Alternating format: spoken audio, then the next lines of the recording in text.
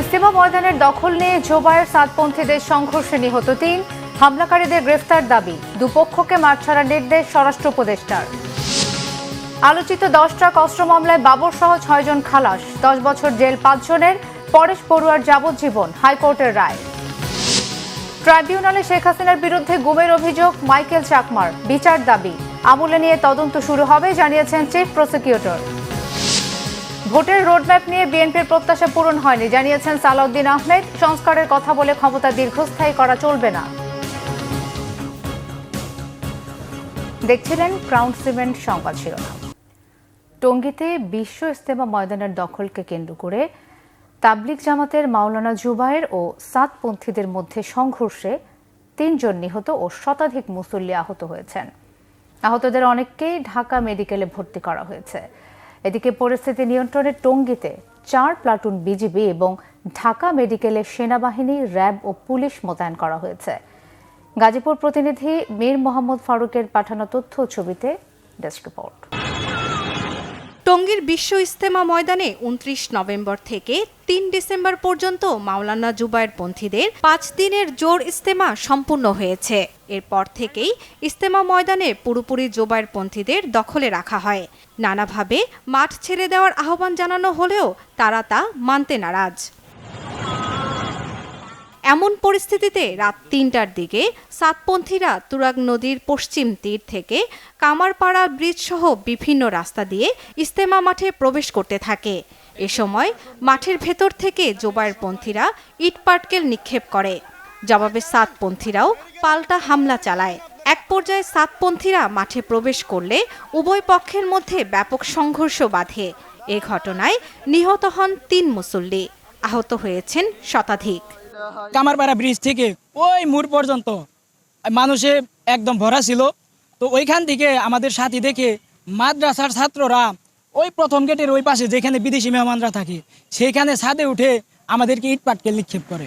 4-5 জন ছেলে, ট্যাগার আছে, ট্যাগার সাথে যাওয়ার পথে সব করে যেন একটাই মারলো। তার গরু জব বলে যে রক্ত বের হয়, আমাদের সামনে রক্ত বের হতে থাকলো।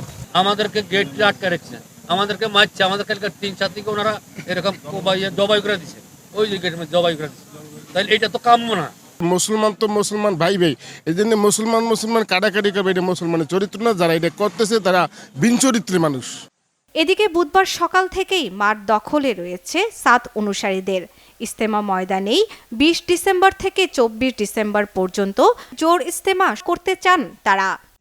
আমরা কামারপাড়া থেকে সুইচ গেট পর্যন্ত রাস্তার মাঝখানে রাতে ঘুমানোর জন্য আমাদের সাথীরা বিছনা করছিল।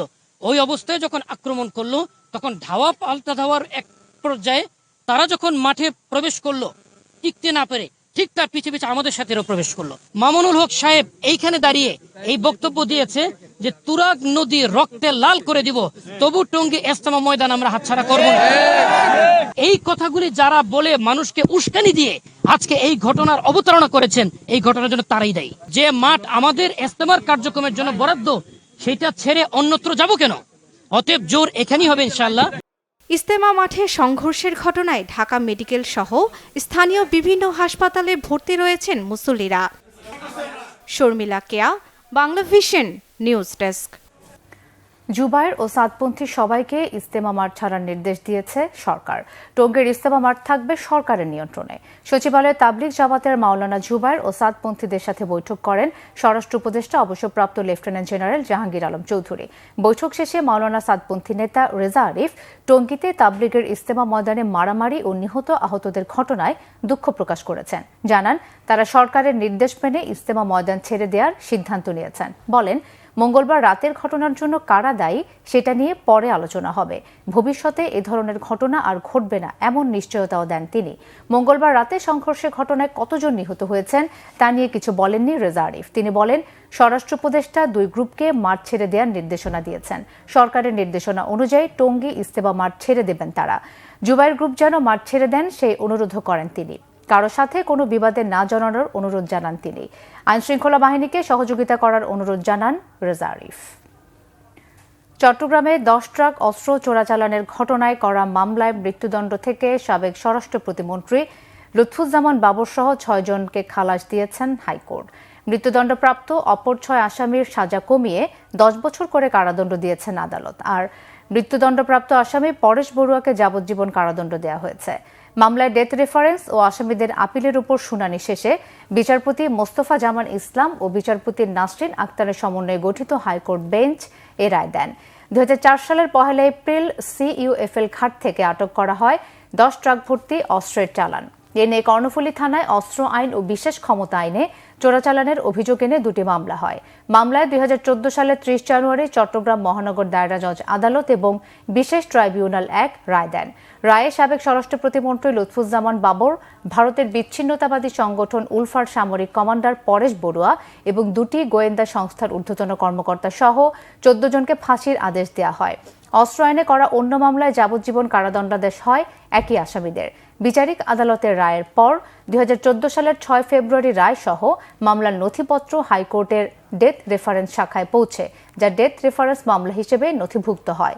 কারাগারে থাকা দণ্ডিত আসামিরা সাজার রায়ের বিরুদ্ধে 2014 সালে হাইকোর্টে পৃথক আপিল করেন। কোর্ট বলেছে যে এই মামলার তদন্তে যথেষ্ট ত্রুটি বিচ্যুতি আছে। আমাদের প্রচলিত আইনে, বাংলাদেশের আইনে, এটা এই স্মাগলিং যেটা সেটা প্রমাণ হতে হলে দেখতে হবে যে কেউ আর্থিকভাবে লাভবান হওয়ার জন্য বা কোনো অর্থের কারণে এই স্মাগলিংটা সাধারণত হয়ে থাকে। কিন্তু এখানে ওই ট্রায়াল জাজ সাহেব ওনার রায় উনি দেখছেন যে না, এটা এগুলো পার্শ্ববর্তী কোনো দেশে পাচার করার জন্য এগুলো আনা হয়েছিল।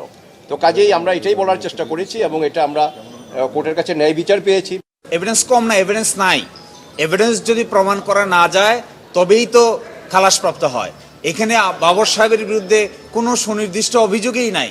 এবং আপনারা এটাও জানবেন যে বাবর সাহেবের বিরুদ্ধে এই মামলায় দ্বিতীয় তদন্তে তাকে আসামি করা হয়েছে। প্রথম তদন্তে তো তিনি আসামিই ছিলেন না। 28 জন সাক্ষী হয়ে যাওয়ার পরে নতুন করে অ্যাপ্লিকেশন দিয়ে তদন্ত করে ফার্দার ইনভেস্টিগেশনে বাবর সাহেবকে আসামি করা হয়েছিল। গুমের ঘটনায় সাবেক প্রধানমন্ত্রী শেখ হাসিনাকে প্রধান অভিযুক্ত করে আন্তর্জাতিক অপরাধ ট্রাইব্যুনালে অভিযোগ দায়ের করেছেন ইউনাইটেড পিপলস ডেমোক্রেটিক ফ্রন্টের নেতা মাইকেল চাকমা। এছাড়া কয়েকটি গোয়েন্দা সংস্থা এবং অজ্ঞাতনামা বেশ কয়েকজনকে আসামি করা হয়েছে। ইউপিডিএফ নেতা মাইকেল চাকমার অভিযোগ, শেখ হাসিনার ব্যক্তিগত আক্রোশের কারণে তাকে গোপন বন্দিশালায় আটকে রাখা হয়। আর চিফ প্রসিকিউটর তাজুল ইসলাম জানান, মাইকেল চাকমা সহ শেখ হাসিনার আমলের সকল গুমের ঘটনার তদন্ত করা হবে। SM ফয়েজের রিপোর্টে বিস্তারিত। শেখ হাসিনার আমলে 5 বছর 4 মাস গোপন বন্দিশালায় আটক ছিলেন মাইকেল চাকমা। 2019 সালের 9 এপ্রিল রাজধানীর কল্যাণপুর থেকে চোখ মুখ বেঁধে গুম করা হয় তাকে। এমনকি তার সন্ধান চেয়ে করা রিটও শোনেনি উচ্চ আদালত। ছাত্র জনতার আন্দোলনের তোপের মুখে শেখ হাসিনা দেশ থেকে পালিয়ে যাওয়ার একদিন পরেই মুক্ত বাতাসে ফেরেন মাইকেল চাকমা। এতদিন সাহস না করলেও বুধবার সকালে গুমের সঙ্গে জড়িতদের বিচার চেয়ে আন্তর্জাতিক অপরাধ ট্রাইব্যুনালে অভিযোগ করেন তিনি। আমি মনে করি তার যে প্রতিহিংসার আমি শিকার হয়েছি। আমি প্রধান আসামি হিসেবে তো শেখ হাসিনাকেই আমি দায়ী করব, আমার গুমের জন্য। এবং সে এবং তার সাথে যারা আরও জড়িত ছিল এবং তাকে যারা সহযোগিতা করেছে বা তার সাথে যারা এই গুমের সাথে জড়িত ছিল তাদের বিরুদ্ধে আমি অভিযোগ দেব। চিফ প্রসিকিউটর জানান, শেখ হাসিনার আমলে গুম হওয়া প্রত্যেকটি ঘটনা তদন্ত করা হবে। মাইকেল চাকমার অভিযোগ গ্রহণ করা হয়েছে। তাকে যে গুম করা হয় সেই গুমের প্যাটার্ন কিভাবে তাকে রাখা হয়েছিল সেই সব ব্যাপারে তিনি আমাদের কাছে আজকে মৌখিকভাবে জানিয়েছেন এবং এই জানানোর মধ্য দিয়ে আমরা ওনার এই বক্তব্য থেকে নিশ্চিত হয়েছি যে এনফোর্সড ডিসঅ্যাপিয়ারেন্স যেটা গত সরকারের আমলে সিস্টেম্যাটিক ওয়েতে করা হয়েছে সেগুলো শিকার তিনি হয়েছিলেন এবং সে কারণে তিনি একইভাবে এই বক্তব্যগুলো গুম কমিশনের কাছেও দিয়েছেন। আজকে আমাদের কাছে আন্তর্জাতিক অপরাধ ট্রাইব্যুনালে যেহেতু এটা আন্তর্জাতিক আইনের অধীনে একটা অপরাধ, সেই অপরাধের বিচার চাইতে তিনি আমাদের কাছে এসেছেন। তার অভিযোগটাকে আমরা আমলে গ্রহণ করছি, আমরা এগুলোকে তদন্ত করব এবং করে অন্যদের ব্যাপারে যেভাবে আমরা তদন্ত করি এবং বিচারের জন্য উপযুক্ত করে আদালতের সামনে উপস্থাপন করা হবে। এদিকে সাবেক আইজিপি চৌধুরী আব্দুল্লাহ আল মামুন ও সাবেক সেনা কর্মকর্তা জিয়াউল হাসান সহ বেশ কয়েকজনকে বৃহস্পতিবার জুলাই আগস্ট গণহত্যা মামলায় ট্রাইব্যুনালে হাজির করা হবে। SM Faiz, Bangla Vision, Dhaka. ভোটের রোডম্যাপ নিয়ে বিএনপির যে প্রত্যাশা ছিল তা পূরণ হয়নি বলে জানিয়েছেন দলটির স্থায়ী কমিটির সদস্য সালাউদ্দিন আহমেদ। সরকার আন্তরিক হলে 4 থেকে 6 মাসের মধ্যেই নির্বাচন সম্ভব বলেও মনে করেন তিনি। সংস্কারের কথা বলে ক্ষমতা দীর্ঘস্থায়ী করা চলবে না বলেও মন্তব্য করেন বিএনপির এই নেতা। রাজধানীর বনানীর কড়াইল এলাকায় জিয়াউর রহমান ফাউন্ডেশনের উদ্যোগে মেডিকেল ক্যাম্পে অসহায় মানুষদের এ সময় বিনামূল্যে চিকিৎসা সেবা দেওয়া হয়।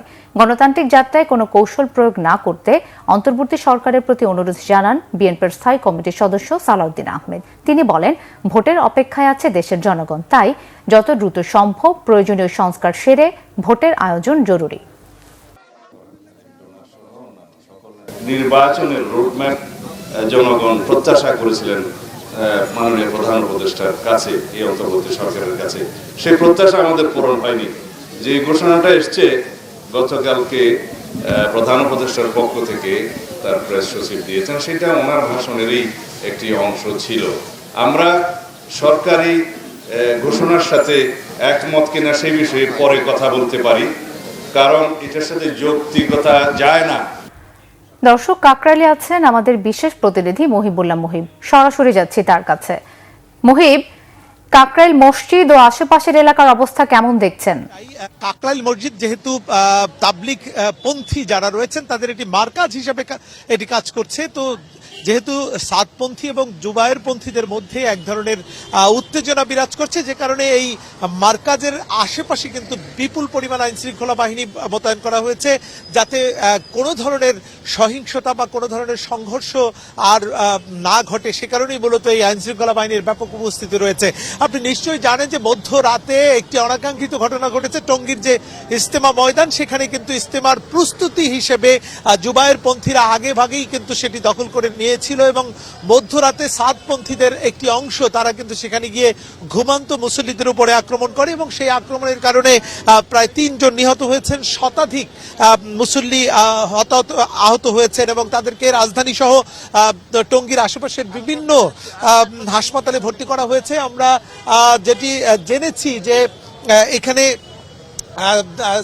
সাতপন্থীদের একটি অনুসারীদের একটি গ্রুপ যেমন ছিল, একই সঙ্গে বহিরাগত কিছু মানুষ ছিল যাদের সঙ্গে ধারালো অস্ত্র ছিল। সেই অস্ত্র দিয়ে তাদের উপরে আঘাত করা হয়েছে, চাকু ছুরি এগুলি দিয়ে আঘাত করা হয়েছে, যে কারণে অনেকেই রক্তাক্ত হয়েছেন। আমরা প্রচুর মুসল্লি যাদেরকে ভেতরে অবস্থান করতে দেখেছি, যাদের মাথায় হাতে পেটে ব্যান্ডেজ রয়েছে, রক্তাক্ত অবস্থা রয়েছে এবং ইতিমধ্যেই কিন্তু দুই পক্ষই কিন্তু তারা বলছেন যে যাতে কোনো ধরনের উত্তেজনাকর পরিস্থিতি আর না হয়, সে কারণে ইজতেমার ময়দান কিন্তু ইতিমধ্যে খালি করার প্রচেষ্টায় রয়েছে আইন শৃঙ্খলা বাহিনী। একই সঙ্গে দুই পক্ষের মুরব্বীরাও কিন্তু বলছেন যে সকল পক্ষ যাতে ওই জায়গাটি ছেড়ে দেয়। তো এই ছিল আমার কাছে কাকরাইলের সার্বিক পরিস্থিতির তথ্য। মিথিলা।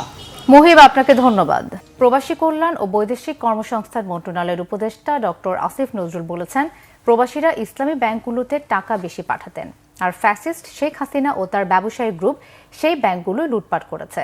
আন্তর্জাতিক অভিবাসী দিবস উপলক্ষে রাজধানীর ওসমানী স্মৃতি মিলনায়তনে আয়োজিত অনুষ্ঠানে তিনি এসব কথা বলেন। আসিফ নজরুল জানিয়েছেন, অন্তর্বর্তীকালীন সরকার দায়িত্ব নেওয়ার পর 26% রেমিটেন্স বেড়েছে। প্রবাসীদের ভোগান্তি ও সমস্যাগুলো ভিন্ন ভিন্ন মন্ত্রণালয়ের অধীনে হওয়ায় সহজেই সমাধান করা যায় না বলেও উল্লেখ করেন তিনি। প্রবাসীদের পাসপোর্ট সমস্যাটি নিজ মন্ত্রণালয়ের না হলেও এ বিষয়ে সংশ্লিষ্ট সকলের সাথে আলোচনা করে সমাধান করা হয়েছে। এছাড়া প্রবাসীদের বিনিয়োগের সমস্যার সমাধানও অন্য মন্ত্রণালয়ের। অনুষ্ঠানে স্থানীয় সরকার মন্ত্রণালয়ের উপদেষ্টা আসিফ মাহমুদ সজীব ভুইয়া বলেন, জুলাই বিপ্লবের সময় যখন দেশের ইন্টারনেট বন্ধ করে যোগাযোগ বিচ্ছিন্ন করেছিল তখনকার সরকার, সেই পরিস্থিতিতে প্রবাসীরা সারা বিশ্বে বাংলাদেশের চিত্র তুলে ধরেছিলেন। আমি তাদের থেকে অভিযোগ পেয়েছি যে সেখানে দীর্ঘসূত্রিতা হয় এবং অনেক ক্ষেত্রে হয়রানির মতো ঘটনা ঘটে। আমার আহ্বান থাকবে প্রবাসী কল্যাণ মন্ত্রণালয় এবং একই সাথে পররাষ্ট্র মন্ত্রণালয় প্রবাসীদেরকে এই সেবাগুলো দেওয়ার ক্ষেত্রে যেন কোনো প্রকার দীর্ঘসূত্রিতা কিংবা হয়রানির মতো ঘটনা ভবিষ্যতে আর না ঘটে। আমাদের সরকার দায়িত্ব নেওয়ার পরে পূর্ববর্তী বছরে এই সময়ের তুলনায় আমাদের রেমিটেন্স 26% বৃদ্ধি পেয়েছে। আপনাদের সবার প্রতি বর্তমান সরকারের পক্ষ থেকে, বাংলাদেশের মানুষের পক্ষ থেকে গভীর কৃতজ্ঞতা জানাচ্ছি। ওনারা দুঃখ করে বলল যে প্রবাসীরা সবচেয়ে বেশি পছন্দ করে ইসলামী ব্যাংকগুলোতে টাকা পাঠাতে, আর ফ্যাসিস্ট হাসিনা সরকার লুট করার জন্য বেছে নিয়েছিল ইসলামী ব্যাংকগুলোকে। 6টা ইসলামী ব্যাংক থেকে আপনারা জানেন হাজার হাজার কোটি টাকা পাচার করেছে তাদের প্রিয় বিজনেস গ্রুপ। সংবাদ শেষ করব ক্রাউন 7 শিরোনামগুলো আরো একবার জানিয়ে। ইজতেমা ময়দানের দখল নিয়ে জুবায়ের সাতপন্থীদের সংঘর্ষে নিহত 3, হামলাকারীদের গ্রেফতার দাবি, দুপক্ষকে মাঠ ছাড়ার নির্দেশ স্বরাষ্ট্র উপদেষ্টার। আলোচিত 10 ট্রাক অস্ত্র মামলায় বাবর সহ 6 জন খালাস, 10 বছর জেল 5 জনের, পরেশ বড়ুয়ার যাবজ্জীবন, হাইকোর্টের রায়।